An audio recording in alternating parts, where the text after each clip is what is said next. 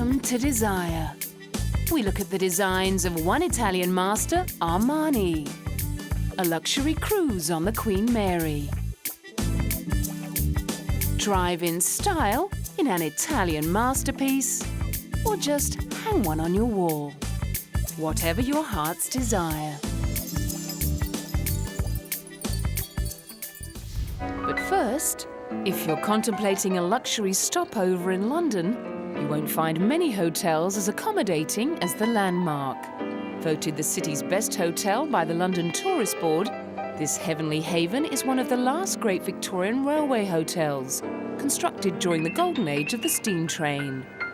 During the 2 World Wars, it became a hospital and was bought by the present owners 10 years ago, when it was extensively renovated and refurbished. From a business perspective, the London Tourism Awards are vital.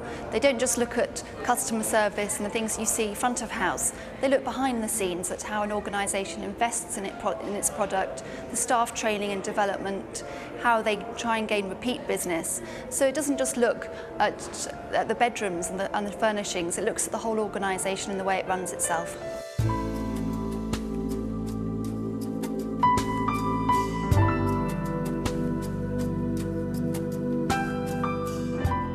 General Manager Francis Green says the multi-million-pound investment programme has paid off.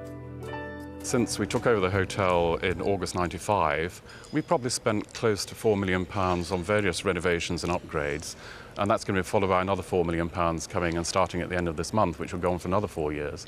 I mean, the costs never stop. We have a turnover in excess of 32 million, and we convert to about 47% of that down to profit.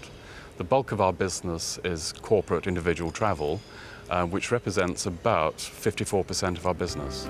And of course, such quality doesn't come cheaply. Rooms start from £265 a night. The presidential suite is over £1,200 per night, but you do get the most up-to-date fax machine.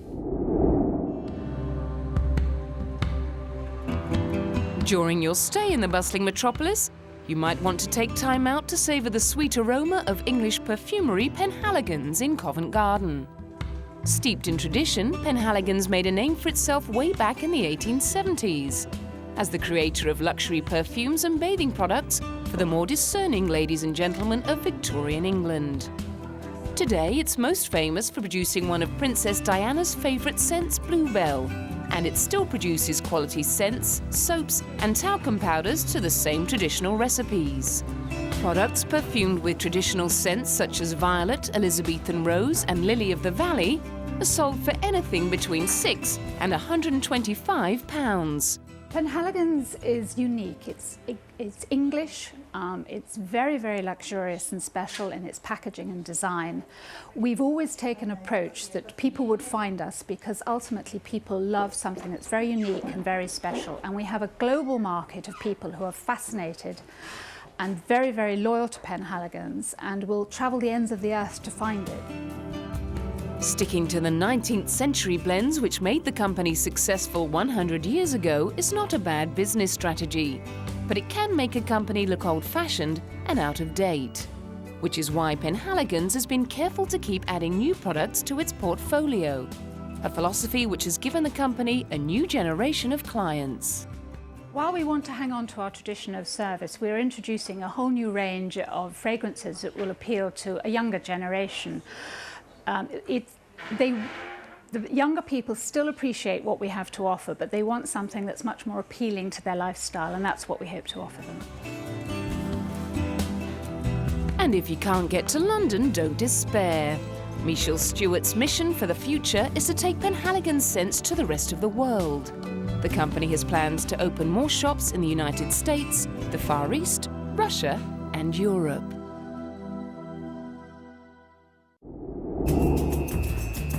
And while you've got the credit card out, it might be a good idea to stock up on presents at Kensington's annual luxury gift fair. It's a quintessential British event where the traditional mixes merrily with the contemporary. Some 450 exhibiting companies show off their goods to shoppers, traders and the media. Over 30,000 people visit the fair over the course of its 3-day run, each with an average spend of just under £1,000. From a business perspective, the show is invaluable to smaller exhibiting companies. It gives our company a lot more credibility to be at a fair because we're a mail order company. It's the only opportunity we have to be face to face with our customer. And even from a trade point of view, it's a fantastic place for buyers to see you. I think there were 8,000 people here yesterday. And to have access to that many people in this confined space is a fantastic opportunity. However, getting a place at the fair is not easy. Only the creme de la creme of the gifts market are considered. We have a vetting committee who look at each application to exhibit here. We judge them on criteria of presentation, suitability of product, and also whether their range suits the expectations of the visitor.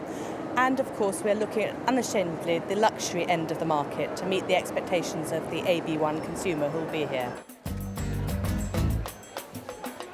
And whether you're in pursuit of that ultimate gourmet experience, or just looking for that gorgeous little something for the loved one that has everything, organisers promise visitors to the fair won't be disappointed.